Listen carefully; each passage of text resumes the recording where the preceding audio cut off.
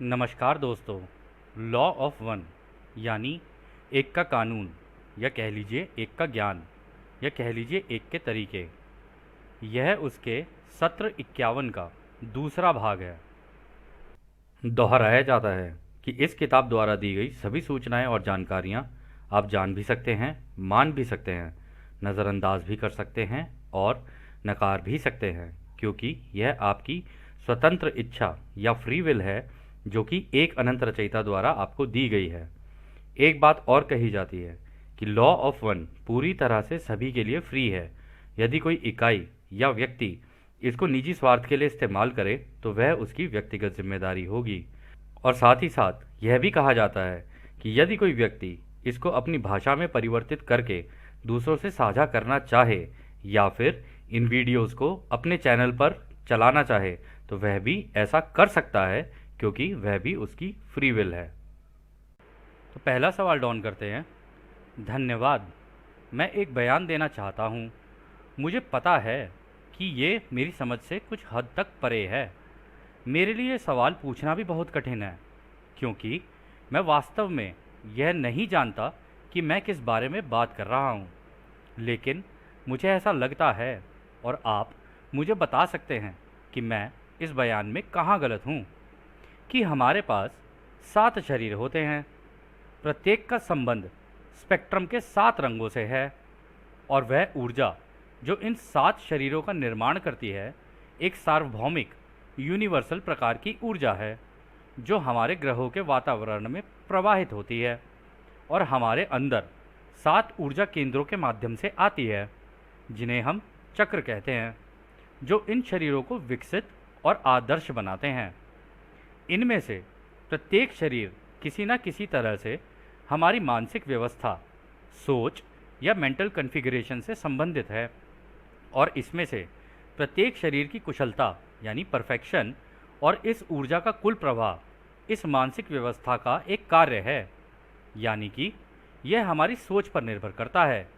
और इस मानसिक व्यवस्था के माध्यम से हम कुछ हद तक इन 7 शरीरों में से प्रत्येक को बनाने वाली ऊर्जा के अंतःप्रवाह से यानी इन स्ट्रीमिंग को ब्लॉक कर सकते हैं।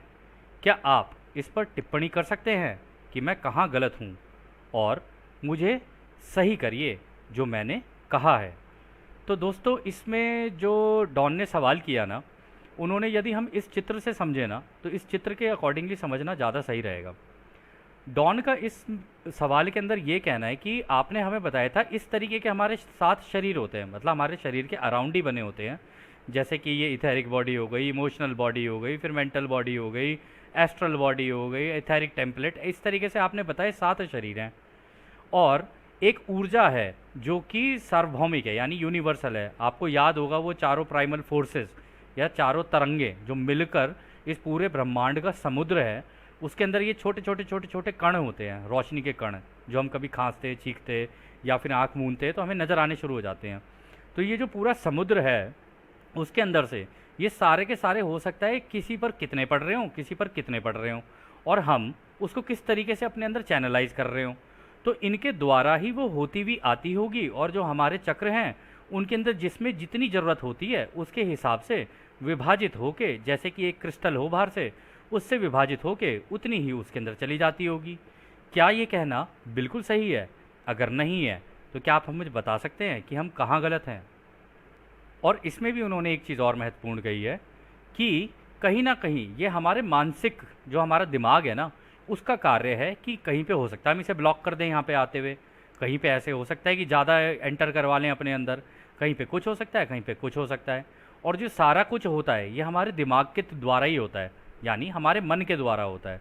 तो अगर हम अपने दिमाग का इस्तेमाल करें तो हम इसे सही से चैनल भी कर सकते हैं, और अगर दिमाग का सही इस्तेमाल ना करें तो इसको ब्लॉक भी कर सकते हैं। क्या ऐसा है?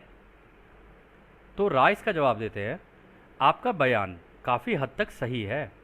आपने मानसिक व्यवस्था शब्द का उपयोग करके आपकी घनत्वता में होने वाली अंत प्रवाह की रुकावट के तरीकों को कुछ ज़्यादा ही सरल बना दिया है, जबकि ये इतना सरल है ही नहीं। मन परिसर का आत्मा और शरीर परिसर से संबंध होता है, जो स्थायी नहीं है।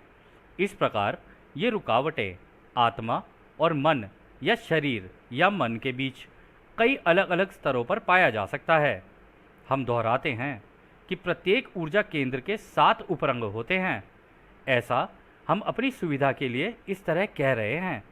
इस प्रकार आध्यात्मिक मानसिक रुकावटें मानसिक शारीरिक रुकावटों के साथ मिलकर प्रत्येक ऊर्जा केंद्र को कई अलग अलग तरीकों से प्रभावित कर सकती हैं।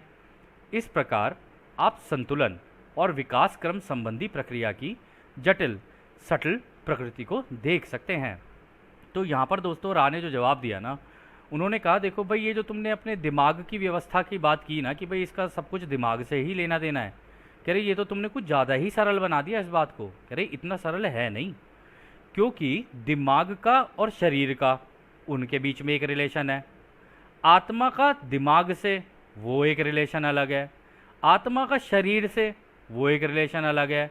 तो ऐसे अलग अलग रिलेशन बने हुए हैं बीच में तुम्हारे शरीर के अंदर। और जिन चक्रों की तुम बात कर रहे हो, उन चक्रों के भी अंदर अलग अलग रंग हैं। यानी कि ऐसा नहीं कि कोई एक चक्र है, अगर बोल दिया जाए रूट चक्र लाल रंग का है तो वो लाल ही है, उस लाल के अंदर भी अलग अलग रंग हैं। और उन अलग अलग रंगों को अगर तुम देखोगे ना, तो कहाँ पर किसका कितना इम्पैक्ट पड़ रहा है ना, जब ये रोशनी की ऊर्जा जब आप अपने अंदर इंस्ट्रीम कर रहे होते हो, तो ये कहाँ पर कितनी चैनल हो रही है ना, ये ऐसे कहा नहीं जा सकता कि तुम ये सोच लो कि हाँ भाई लाल वाले में केवल लाल वाली ही जाएगी, या आप ये कहो कि भाई जो ऑरेंज वाला है उसके अंदर ऑरेंज ही जाएगी। ऐसे नहीं होता है। ऑरेंज के भी तो अलग अलग रंग हो सकते हैं ना, हल्का फीका ऑरेंज, हल्का फीका लाल, लाल वाले में भी हो सकता है हल्का फीका लाल, गाढ़ा लाल, पतला लाल, अलग अलग तरीके के हो सकते हैं ना। तो कह रहे इस वजह से हम तुम्हें कह रहे हैं कि इनके अंदर ये जो रुकावटें होती हैं ना, उनका कारण जो होता है ना कि कहाँ पर कितनी पड़ रही है ना रोशनी, ये डिपेंड करता है कि तुम्हारे मन का शरीर के साथ, यानी मन यानी दिमाग का शरीर के साथ, और तुम्हारा दिमाग का आत्मा के साथ, और तुम्हारी आत्मा का दिमाग के साथ, और आत्मा का शरीर के साथ कैसा रिलेशन है। तो इन तीनों के आपस के जो रिलेशन होते हैं ना, उससे ही पता किया जा सकता है कि ये एक्चुअली में तुम्हारा संतुलन है कैसा। रंग कहीं पे कम बढ़ती हो सकते हैं, लेकिन जैसे जैसे संतुलन आता जाएगा ना, वो ओरिजिनल रंग में जाना शुरू करेंगे।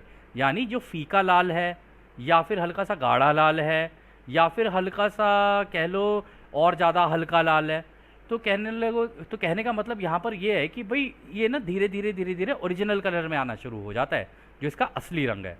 तो इसको इतना जो तुम सरल तरीके से समझने की कोशिश कर रहे हो ना, वैसे नहीं समझा जा सकता इसको। ये अलग अलग लेवल पे होती हैं चीज़ें। तो खैर अगला सवाल फिर डॉन करते हैं। मैं इस बारे में निश्चित नहीं हूँ कि ये सवाल पूछने के लिए आगे और मार्ग मौका देगा या नहीं देगा, और ये लाभदायक होगा या नहीं होगा। हालांकि मैं यह सवाल पूछूंगा क्योंकि मुझे ऐसा लग रहा है कि यहाँ संभवतः एक संबंध है। Secret of the great pyramid किताब के पीछे इजिप्ट के चित्रों या कार्यों के प्रतिरूप यानी कॉपीज़ हैं। कुछ चित्रों में दिखाया गया है कि कुछ लेटी हुई इकाइयों के ऊपर परिंदे उड़ रहे हैं। क्या आप मुझे बता सकते हैं कि यह क्या है, और क्या इसका रा से कोई संबंध है? तो दोस्तों यहाँ पर जो डॉन ने सवाल किया ना, उन्होंने कहा कि मैंने किताब पढ़ी थी secret of the great pyramid, उसके अंदर ना, या कह लो उसके अंत में, किताब के एंड में कुछ चित्र दिए हुए हैं। उन चित्र में जैसे हमें ममीज़ वगैरह होती है ना, कह रहे उस तरीके के कुछ इकाइयाँ हैं जो लेटी हुई हैं, ठीक है, लोग लेटे हुए हैं, उनके ऊपर ना कुछ परिंदे उड़ रहे हैं। अब वो परिंदे क्या हैं क्या नहीं है दोस्तों, हमने भी चेक नहीं किया है, आप चाहें तो चेक कर सकते हैं, ये आपकी स्वतंत्र इच्छा है। तो वो कह रहे उनके ऊपर कुछ परिंदे उड़ रहे हैं। तो क्या आप हमें ये बता सकते हैं कि इसका आपसे यानी रा से कोई संबंध है? तो रा इसका जवाब देते हैं, ये चित्र जिनके बारे में आप बोल रहे हैं, उन सभी चित्रों में से कुछ ऐसे हैं जिसमें हमारी सीख को तोड़ मरोड़ दिया गया था। इसमें हमने मृत्यु की अवधारणा को आगे प्रवेश द्वार के अगले अनुभव के रूप में बताया था। विकृतियाँ उन विचारों में थी जिसका संबंध तथाकथित मृत मन शरीर आत्मा परिसर के साथ होने वाली प्रक्रियाओं की प्रकृति से था। यानी कि मृत्यु के बाद होने वाली प्रक्रियाओं को तोड़ मरोड़ दिया गया था और इसे अलग तरीके से बताया गया था। आपकी धारणा में इसे नॉस्टिक की विकृति यानी डिस्टॉर्शन ऑफ द नॉस्टिसिज्म कहा जा सकता है, अर्थात ऐसा विश्वास जिससे कोई ज्ञान और एक उचित स्थिति प्राप्त कर सकता है यदि वो सावधानीपूर्वक इसे अपनी गतिविधियों, विचारों और प्रतीकों के माध्यम से समझे और उस पर जोर दे। यानी कि यदि वो उनके रीति रिवाजों को माने तो उसे मृत्यु के बाद ज्ञान और अच्छी स्थिति प्राप्त करने का मौका मिल सकता है। तो दोस्तों यहाँ पर जो रा ने मोटी मोटी बात कही ना, उन्होंने कहा कि देखो ये जिन चित्रों के बारे में और ये ऊपर जो पंछी उड़ रहे हैं उनके बारे में जो तुमने पढ़ा ना, कह रहे देखो हमने जो बताया था ना इसको भी वहाँ पर भी तोड़ मरोड़ दिया गया। हमने तो तुम्हें ये बताया था कि ये जो मृत्यु होती है ना, ये मृत्यु वास्तविकता में होने का मतलब ये है कि अब तुम अगले अनुभव के लिए तैयार हो रहे हो। यानी कि जैसे एक वीडियो गेम में होता है ना कि भाई एक स्टेज ख़त्म हो गई, आप उसको खेलते खेलते मर गए, अब मरने के बाद आप दोबारा आपकी क्या कहते हैं आपके पास और चांसेस हैं, अब आप उनको लोगे और फिर दोबारा खेलने के लिए आओगे। तो हमने उस तरीके से बताया था, मतलब रा ने उस तरीके से बताया था कि भाई मृत्यु का मतलब ये नहीं है कि गेम ओवर हो गई है। मृत्यु का मतलब ये है कि इस स्टेज पर तुम इसी लेवल तक पहुंच पाए हो, अब इसके बाद तुम्हें अगले लेवल के लिए तैयारी करनी है, ठीक है। लेकिन जो तुम्हारी धारणाएं और जो तुम्हारे रीति रिवाज थे उसमें इस तरीके से बताया गया कि भाई ये व्यक्ति तो गया, अब तो गया, ये निकल गया, आत्मा का इसका परमात्मा के साथ मिलन हो गया है और ये सारी चीज़ें हो गई हैं। जबकि इसके बाद वो व्यक्ति अपनी नई गेम की शुरुआत करेगा, यानी जहाँ से उसने गेम छोड़ी थी वहाँ से वो या तो गेम शुरू करेगा या उस गेम के जितने भी एरर्स हैं उनको देखकर या उनके अंदर जो जो गलतियाँ थी उन्हें करेक्ट करने के लिए दोबारा वापस आएगा और फिर दोबारा खेलेगा। इसके बारे में उन्होंने और फर्दर कहा कि तुम्हारे यहाँ पर एक और तरीके की प्रैक्टिस है या कह लो एक तरीके का अभ्यास है जिसे डिस्टॉर्शन ऑफ नॉस्टिसिज्म कहा जाता है। कह रहे वहाँ पे उस ज्ञान के अंदर ऐसा तुम मान सकते हो, मानने के लिए तो खैर राम मना ही करते हैं, कहते हैं अगर तुम पढ़ना चाहो तो पढ़ सकते हो और उसको सावधानीपूर्वक पढ़ना कि जो उसके अंदर दी गई धारणाएं, विचार हैं, जो अपनी गतिविधियां हैं, कह रहे उनको ज़रा ध्यान से पढ़ना, उसको समझते हुए ये देखना कि उसके अंदर माध्यम कहाँ कहाँ है, मतलब कहाँ कहाँ पर क्या क्या चीज़ और किस किस चीज़ पर जोर दिया जा रहा है। इस चीज़ को देखोगे तभी ही तुमको पता चलेगा कि देखो रीति रिवाज जो है ना तुम्हारे उसमें ये बताया गया है भाई मृत्यु के बाद तो तुम चले जाते हो, लेकिन उसको भी अगर तुम पढ़ोगे तो तुम्हें पता चलेगा ऐसा नहीं है, मृत्यु के बाद तुम जाते नहीं हो, मृत्यु के बाद तुम अगली गेम की तैयारी कर रहे होते हो कि अब मेरा यहाँ पर खेल ओवर हो गया, अब मैं दोबारा आऊँगा खेलने के लिए और इस बार अलग माध्यम लगा के आऊँगा या जो माध्यम मैं इस्तेमाल यहाँ नहीं कर पाया हूँ उन माध्यमों को लगाऊंगा प्लस थोड़े से और माध्यम लगाऊंगा और फिर आके दोबारा खेलूंगा।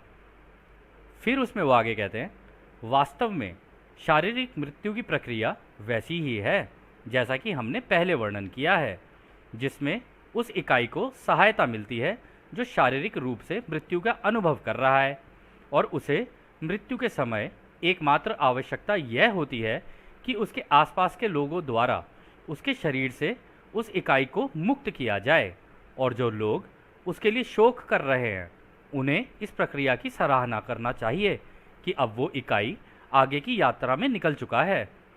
इन माध्यमों से उस इकाई को सहायता मिल सकती है जिसने शारीरिक मृत्यु का अनुभव किया है, ना कि उन अलग अलग अवधारणाओं से जिसमें सावधानी से और बार बार अपने तरीकों से किए जाने वाले रिवाजों द्वारा उनकी सहायता करने की कोशिश की जाती है। तो यहाँ पर राय ये कह रहे हैं कि देखो हमने इस बारे में तुमसे पहले भी वर्णन किया था, तुम्हें पहले भी बताया था कि मृत्यु भी अपने आप में एक अनुभव है। जिस व्यक्ति की मृत्यु हो रही होती है वो उसको अनुभव कर रहा होता है और उसके बाद वो कह रहे हैं कि जो आसपास के लोग होते हैं ना वो उसका शोक मना रहे होते हैं। अब जब वो मृत्यु होने के बाद जाने की कोशिश कर रहा है, नई गेम की प्लान करने की कोशिश कर रहा है और अपने ही लोगों को यहाँ पर रोते हुए देख रहा है तो वो भ्रमित हो जाता है।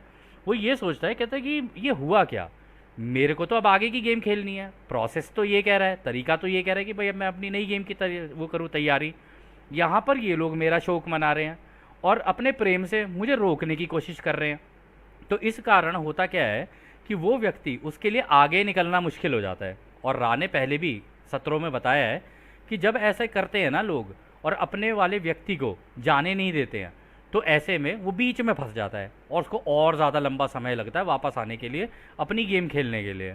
तो इसमें भी उन्होंने देखिए यही कहा कि भाई इस प्रक्रिया की तो सराहना करनी चाहिए कि भाई वो व्यक्ति अब आगे निकला है, अब वो नई गेम खेलेगा। कह रहे आप लोग शोक करने लग जाते हो, उस वजह से हम लोग वेट कर रहे होते हैं कि हम इसकी मदद करें, इसको आगे लेके चलें, इसके जो जो प्रोसेसेस हैं उन प्रोसेसेस के अकॉर्डिंगली ये अपना काम करता जाए, अपने अपनी फ्री विल का इस्तेमाल करता जाए, अपनी नई गेम बनाए, नए माँ बाप चुने, या जो भी उसको खेलना है अपने नए माध्यम लगाए, अपने आप को नया रूप दे, जैसा वो चाहे वो करके और अपना वापस आए खेलने के लिए। परंतु यहाँ से रोक रहे होते हैं, तो इस वजह से उसके लिए टाइम लंबा हो जाता है। और उन्होंने इसमें यह भी कहा कि जिस तरीके के रीति रिवाज तुम लोगों ने बनाए हैं उनका तुम बार बार इस्तेमाल कर रहे हो। अब जब तुम बार बार इस्तेमाल कर रहे हो यानी उस व्यक्ति को याद कर रहे हो। अब जब तुम उसे याद कर रहे हो तो क्योंकि पूरा ब्रह्मांड एक सोच है, तो इस वक्त तुम उसके बारे में सोच रहे हो। अब जब तुम सोच रहे हो तो उसकी भी तो वो भी इसी सोच की तरंगों के अंदर बना हुआ है, तुम भी इसी सोच की तरंगों के अंदर बने हुए हो। इन तरंगों द्वारा वो इन्फॉर्मेशन ट्रैवल करके उसके पास भी जारी होती है, उसके दिमाग में। तो इस कारण से होता क्या है कि तुम तो अपने रीति रिवाजों का पालन कर रहे होते हो अपने हिसाब से, लेकिन उसके लिए वास्तविकता में दिक्कत हो रही होती है, वो आगे नहीं निकल पा रहा होता है। खैर, अगला सवाल फिर डॉन करते हैं।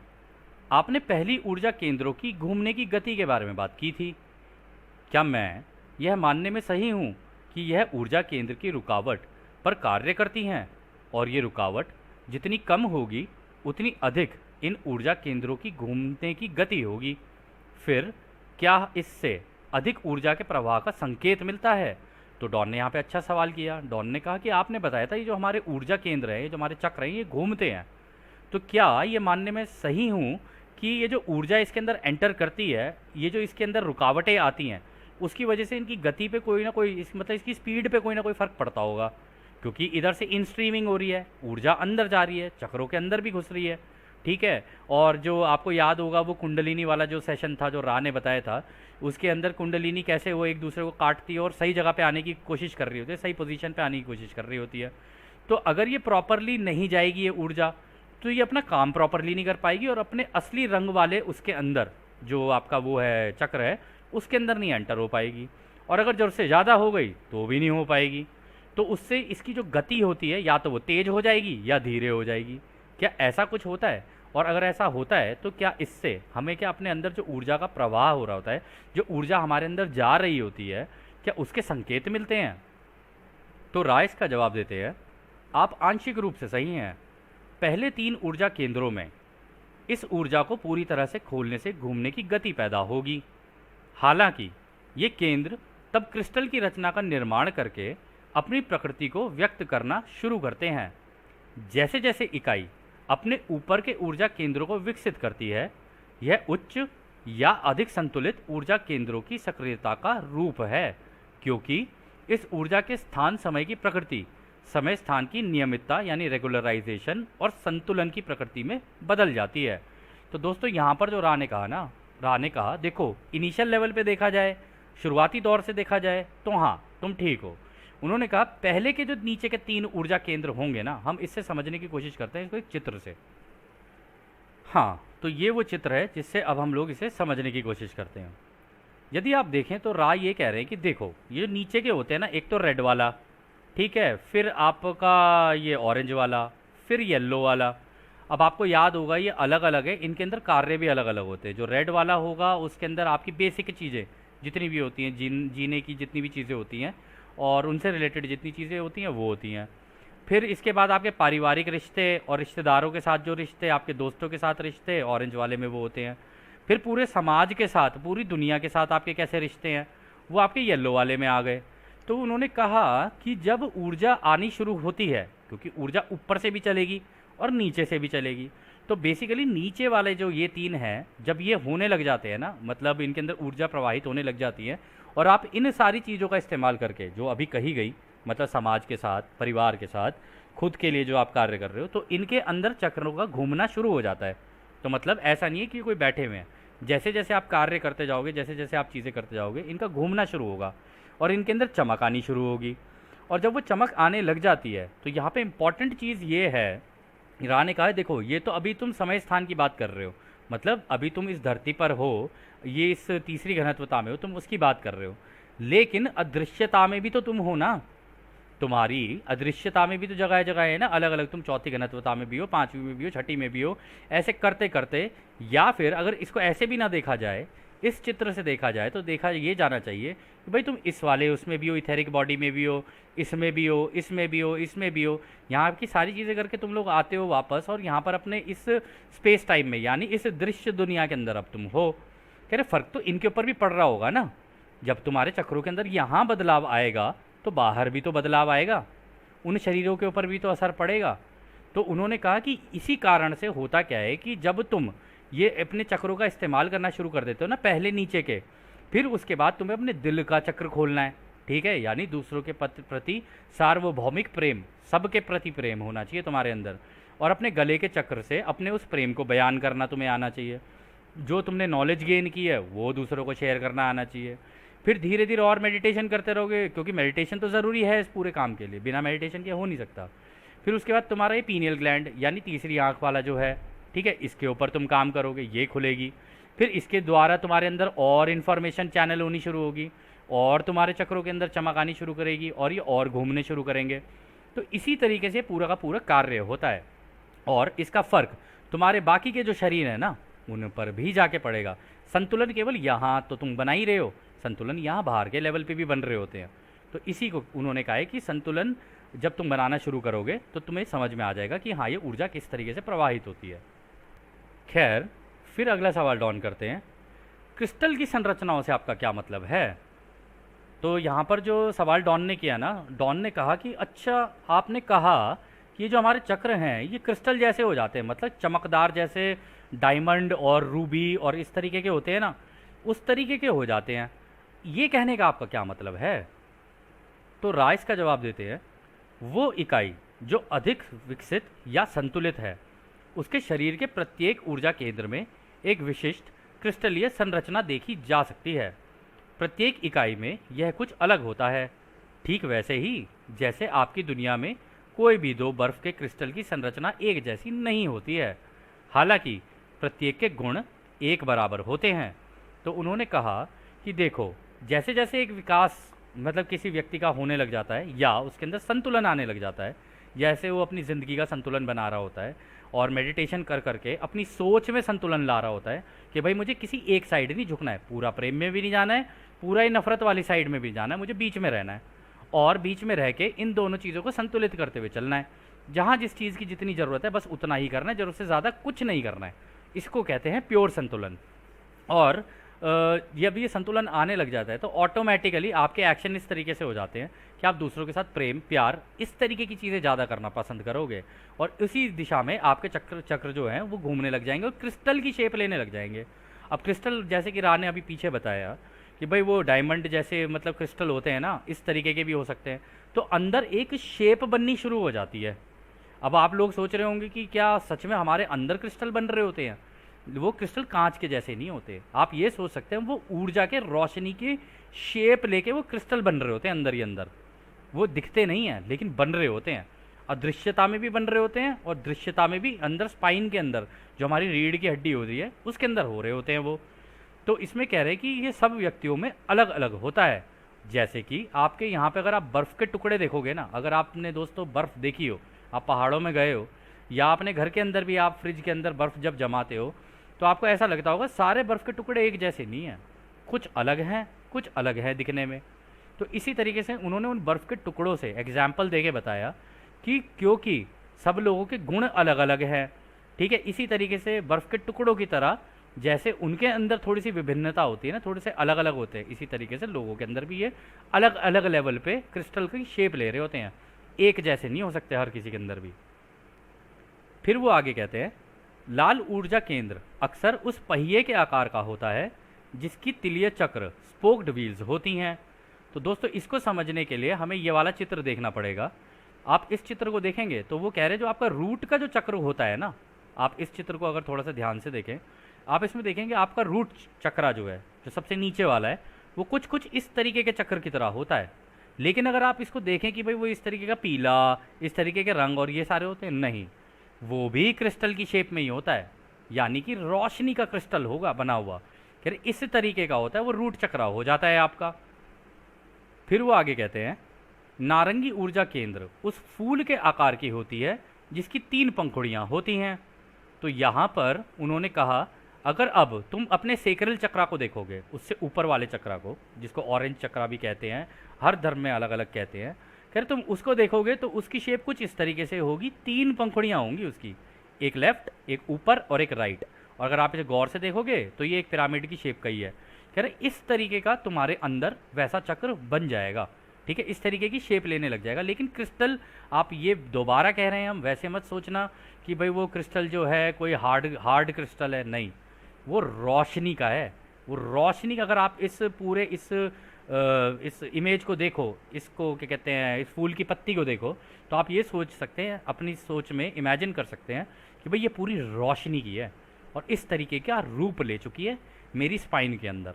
इस तरीके से होता है ये। फिर वो आगे कहते हैं, पीला केंद्र फिर से एक गोल आकार के तारे के जैसा होता है जिसके कई किनारे होते हैं।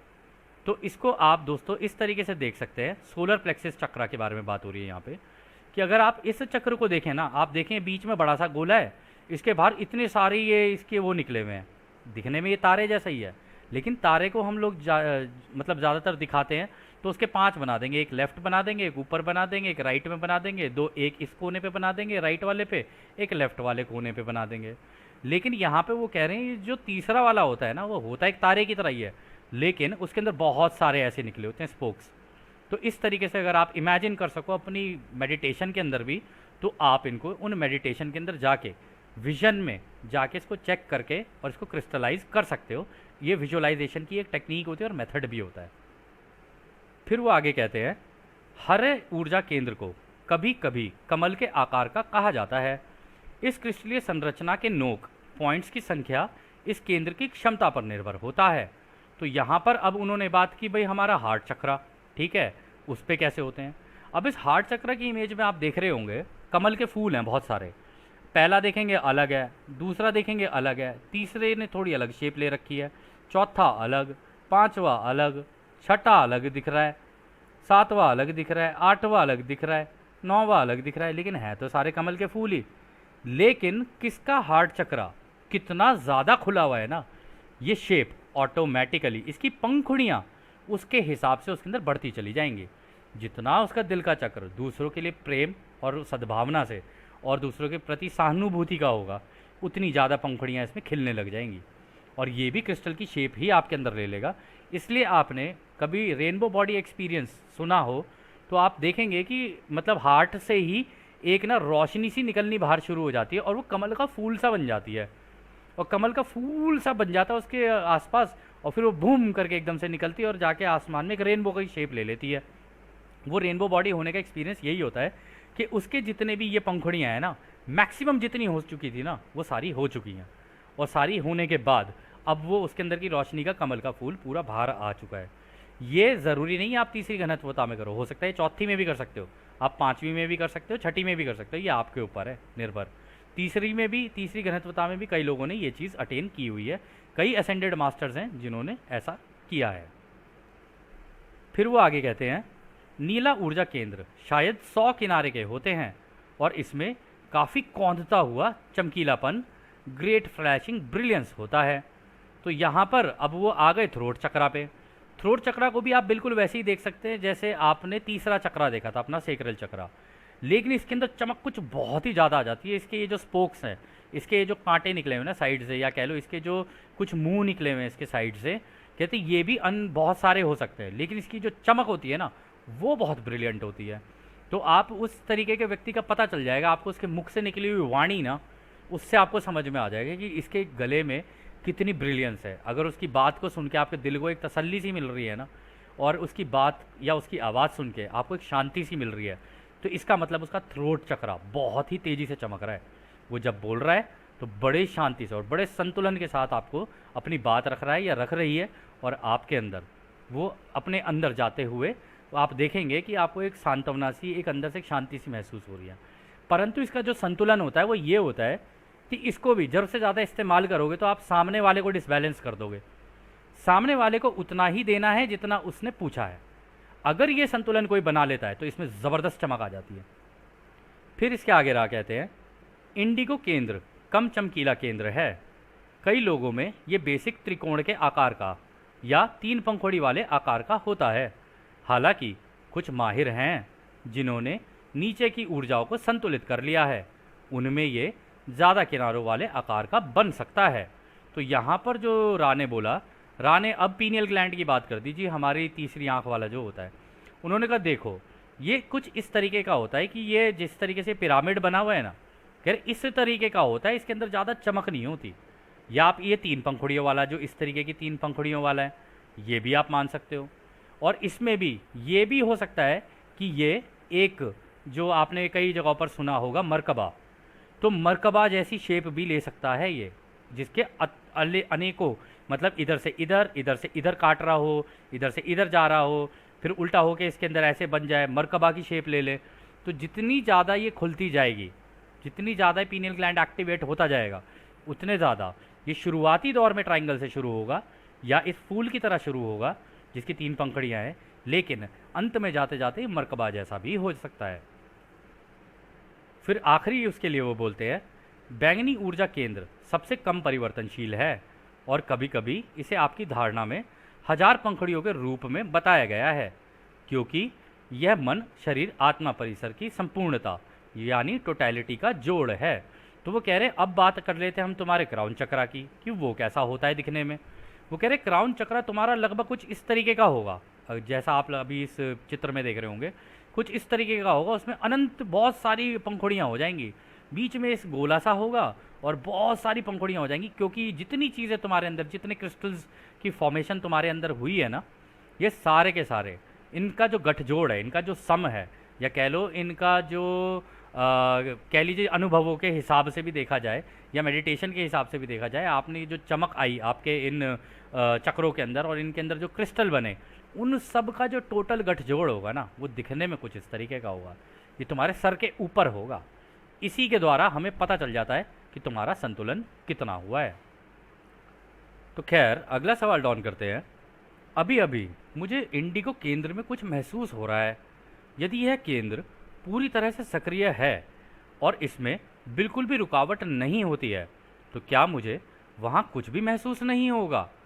तो उन्होंने सवाल सही पूछ लिया। उन्होंने कहा कि अभी ना अभी मुझे मेरे इंडिगो, इसमें जो मेरा ये तीसरी आंख वाला है, कह रहे इसके अंदर कुछ महसूस सा हो रहा है। कह रहे कि अगर ये पूरी तरीके से सक्रिय हो जाए, यानी पूरी तरीके से एक्टिवेट हो जाए, तो क्या इसके अंदर बिल्कुल भी किसी तरीके की रुकावट नहीं होती है, या मुझे वहाँ पर कुछ भी महसूस नहीं होगा? इन दोनों में से क्या हो सकता है वहाँ पे? तो रा कहते हैं यदि इस प्रश्न का उत्तर दिया जाता है तो यह भ्रम कन्फ्यूजन के कानून का उल्लंघन होगा।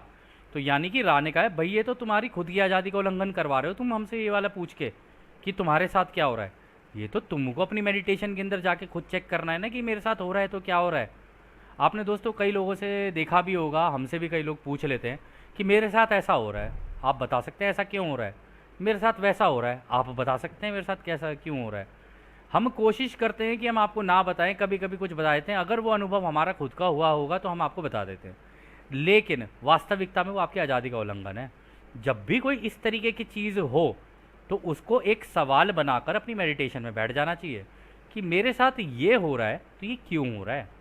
और जब आप उस क्यों वाले सवाल के पीछे जाओगे ना, तो आपको आपकी मेडिटेशन में ही या तो विजन्स के द्वारा या कुछ शब्दों के द्वारा, या हो सकता है उसी जगह पे कुछ फड़फड़ाहट या किसी भी अलग तरीके से आपके साथ अनंत तरीके हैं, उन अनंत तरीकों में से किसी भी तरीके से आपके साथ आपको इसके जवाब मिल जाएंगे। तो इसे बाहर दूसरों से पूछना, अपनी आज़ादी दूसरों के हाथ में दे देना होता है। तो रानी यही कहा कि देखो ये तो तुमने अपनी आज़ादी हमें खुद ही दे दी, हम चाहे तो कुछ भी बोल दें, क्या तुम मान लोगे हमारी बात? ऐसे थोड़ी ना होता है, ये तो तुम्हारी लर्निंग है, खुद सीखो ना। खैर फिर अगला सवाल डॉन करते हैं। भौतिक शरीर की मृत्यु के तुरंत बाद आपने कहा था प्राथमिक सक्रिय शरीर इंडिगो है, और आपने कहा कि यह रूप निर्माता फॉर्म मेकर है, ऐसा क्यों है? क्या आप इसका जवाब दे सकते हैं? तो उन्होंने कहा कि आपने मुझे बताया था कि मृत्यु के तुरंत बाद हम लोग इस इंडिगो बॉडी में चले जाते हैं। सबसे पहले ये बाहर वाली जो है, ठीक है, आपको याद होगा ये इंडिगो बॉडी, ये जो फॉर्म मेकर होता है कहाँ पर होता है? ये होता है हमारी जो गैलेक्सी है उसके सेंटर में।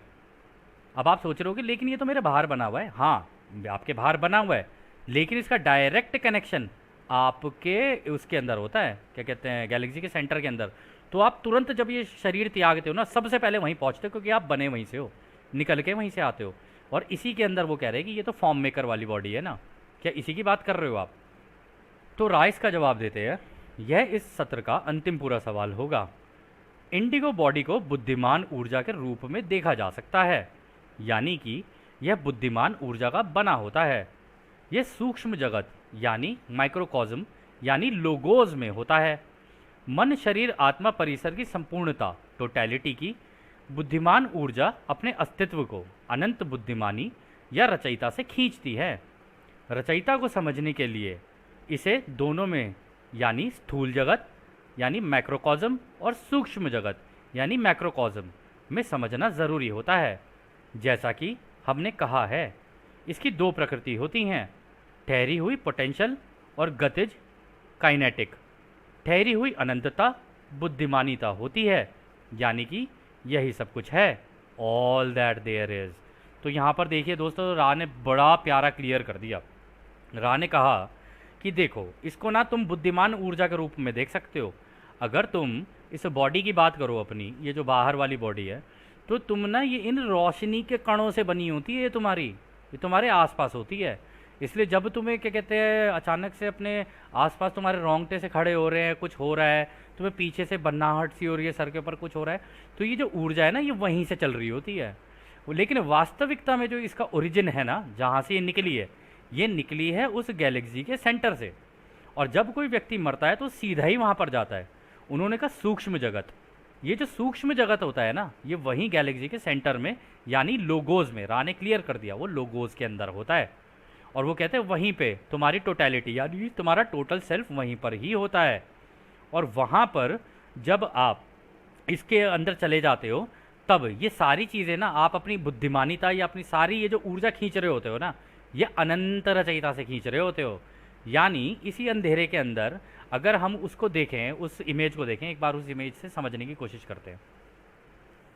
जी हाँ, चलिए अब इस इमेज को देखने की कोशिश करते हैं। आप यहाँ पर सेंटर में लोगोज देख रहे हैं, एकदम रोशनी के बने हुए, है ना। बट ये जो लोगोज बने हैं, ये रोशनी कहाँ से आई? ये भी तो सोचने वाली बात है ना। इसी अंधेरे के अंदर अगर आप राइट साइड में देख लें, लेफ्ट में देख लें, कहीं पर भी देख लें, तो इसी हवा के अंदर ना वो रोशनी के कण कण हैं, इस अंधेरे के अंदर भी। तो रचयिता क्या करते हैं, वो जब अपना फोकस लगा देते हैं ना, फोकस यानी अपना ध्यान केंद्रित कर देते हैं इसी अंधेरे के अंदर, क्योंकि ये जो अंधेरा भी है, इसके अंदर जो रोशनी के कण कण हैं, वो सारी चीज़ें मिला के, ये अंधेरा और ये रोशनी सब मिला के अनंत रचयिता का दिमाग है, उनकी सोच है। इसी सोच को जब वो एक जगह पर केंद्रित करते हैं ना, तो वो कण कण कण कण कण कण बाहर से चलने शुरू होंगे और यहाँ जाके बीच में इकट्ठा हो जाएंगे। तो यहाँ इसी अंधेरे से खींच के वो यहाँ पर ले आते हैं। और जैसे जैसे फोकस लगता रहता है, ये लोगोज का निर्माण हो जाता है। और जब ये जो लोगोज है, ये बनते हैं आपका ऊर्जा केंद्र, जहाँ पर जाके ये आपके टोटल सेल्फ हैं। ये भी रचयिता के जितने ही शक्तिशाली होते हैं, क्योंकि इनको रचयिता ने आज़ादी दे रखी होती है, सब कुछ दे रखा होता है, अपनी पूरी पावर दे रखी होती है। हमारे जितने अनुभव हैं वो इनके अंदर जा रहे होते हैं। पहले हमारे सूरज के अंदर जा रहे होंगे, सूरज से यहाँ जा रहे होंगे इनके अंदर, ये इन्हीं तरंगों के द्वारा इसी अंधेरे के अंदर से होते हुए अनंत रचयिता की इस इंफॉर्मेशन सिस्टम के अंदर होते हैं। अगर आप वास्तविकता में इसको पूरे को देखेंगे, तो ये अपने आप में एक इंफॉर्मेशन या जानकारी का सिस्टम है कि आपसे जानकारी सूरज पे गई, सूरज से इनमें गई, इनसे इन्हीं तरंगों के द्वारा इसके अंदर फैलते फैलते पूरे ब्रह्मांड में फैल गई। तो यानी कि आपकी जानकारी पूरे ब्रह्मांड को है। और इस जवाब में जो उन्होंने कहा, कह रहे कि मृत्यु के तुरंत बाद व्यक्ति निकल के सीधा इसके अंदर जाता है और इसके अंदर जाके ये ही जो ऊर्जा है, इसी का निर्माण करके अपने आप को एक शेप दे रहा होता है, अपना एक रूप बना रहा होता है। जैसे हमने बताया था वो खांचा है, खांचे के अंदर इसी ऊर्जा को डाल रहा होता है वो। लेकिन ये ऊर्जा कंटिन्यूसली कहाँ से आ रही होती है? इसी अंधेरे से खिंच खिंच के यहाँ पर आई होती है। और उसके अंदर की जो बुद्धिमानिता है, यानी उसके अंदर की जो जानकारी है, वो इसी अंधेरे से इन्फॉर्मेशन जानकारी की तरह उसको मिल रही होती है। तो यहाँ पे वो सारी जानकारियाँ इकट्ठी जब उसको मिल रही होती है ना, उसके हिसाब से उसका इस्तेमाल करके वो अपने आप को एक रूप दे रहा होता है। इसी तरीके से जब वो अपने आप को रूप दे देता है, फिर वो अपना ग्रह चुनता है। अपना ग्रह चुनेगा, अपनी सारी चीज़ें, माँ बाप चुनेगा, दोस्त चुनेगा, सारी चीज़ें अपने माध्यम लगाएगा, सब कुछ करके फिर उस ग्रह पे दोबारा जन्म ले लेगा। ये इसी तरीके से चलता है पूरा सिस्टम।